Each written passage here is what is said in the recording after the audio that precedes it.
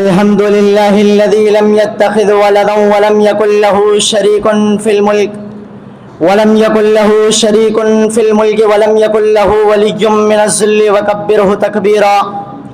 قال الله تعالى: فمن زحزح عن النار وأدخل الجنة فقد فاز وما الحياة الدنيا إلا متاع الغرور.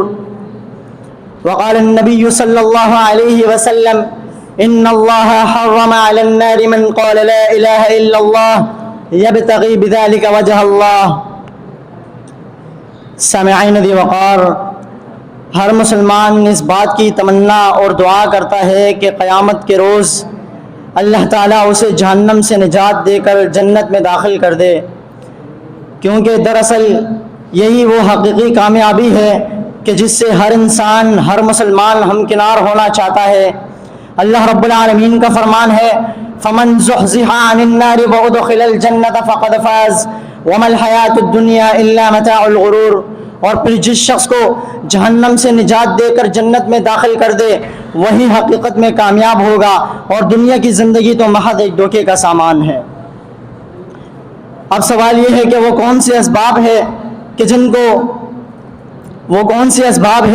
جن کو اختیار کرنے پر اللہ رب العالمین ہمیں جہنم سے آزادی دے اور جنت میں داخل کر دے گا. آج میں اس محفل میں انہی اسباب کو بیان کرنا چاہوں گا. ان اسباب میں سے چند اسباب آپ حضرات کے سامنے پیش کروں گا. نمبر 1، توحید. جہنم سے آزادی حاصل کرنے اور جنت میں داخل ہونے کا سب سے بڑا سبب توحید ہے، یعنی اللہ رب العزت کی توحید کو، اللہ رب العزت کی وحدانیت کو دل کی گہرائیوں سے تسلیم کرنا. حضرت عبادہ بن صامت رضی اللہ عنہ سے روایت ہے، وہ فرماتے ہیں کہ میں نے رسول اکرم صلی اللہ علیہ وسلم سے سنا، آپ صلی اللہ علیہ وسلم نے فرمایا: من شہد ان لا الہ الا اللہ وان محمد الرسول اللہ، کہ جو شخص یہ گواہی دیتا ہے کہ اللہ کے سوا کوئی معبود نہیں اور محمد صلی اللہ علیہ وسلم اللہ کے رسول ہے، تو اللہ تعالیٰ اس شخص پر جہنم کی آگ کو حرام کر دیتے ہیں. یعنی حرم اللہ علیہ النار، اللہ تعالیٰ اس شخص پر جہنم کی آگ کو حرام کر دیتے ہیں. حضرت عتبان بن مالک رضی اللہ عنہ بیان کرتے ہیں، وہ فرماتے ہیں کہ رسول اکرم صلی اللہ علیہ وسلم نے فرمایا: ان اللہ حرم علی النار من قال لا الہ الا اللہ یبتغی بذلک وجہ اللہ. بے شک اللہ تعالیٰ اس شخص پر جہنم کی آگ کو حرام کر دیتا ہے جو اللہ کے لیے لا الہ الا اللہ کہتا ہے، یعنی اللہ تعالیٰ کے لیے خالصتاً کہتا ہے کہ لا الہ الا اللہ. نمبر 2، اخلاص. جہنم سے آزادی حاصل کرنے کا دوسرا سبب اخلاص ہے، یعنی ہر عبادت خالصتاً اللہ تعالیٰ کے لیے ہو اور اس میں ریاکاری نہ ہو. نبی علیہ الصلوۃ والسلام کا فرمان ہے: لن یوافی عبد یوم القیامۃ یقول لا الہ الا اللہ یبتغی بذلک وجہ اللہ حرم اللہ علیہ النار. کہ جو شخص قیامت کے دن اللہ رب العالمین سے اس حال میں ملے گا کہ اس نے خالص اللہ کی رضا کے لیے لا الہ الا اللہ کہا تھا، تو اللہ تعالیٰ اس شخص پر جہنم کی آگ کو حرام کر دیتا ہے. نمبر 3، دعا.